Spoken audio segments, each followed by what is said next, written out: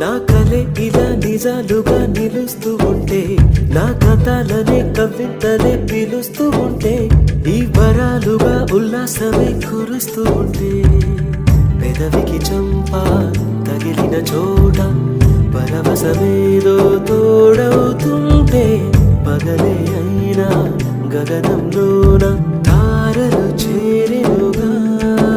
నిజంగా నేనేనా ఇలా నీ జతలో ఉన్నా? ఇదంతా ప్రేమేనా? ఎన్నో వింతలు చూస్తున్నా ఎదలో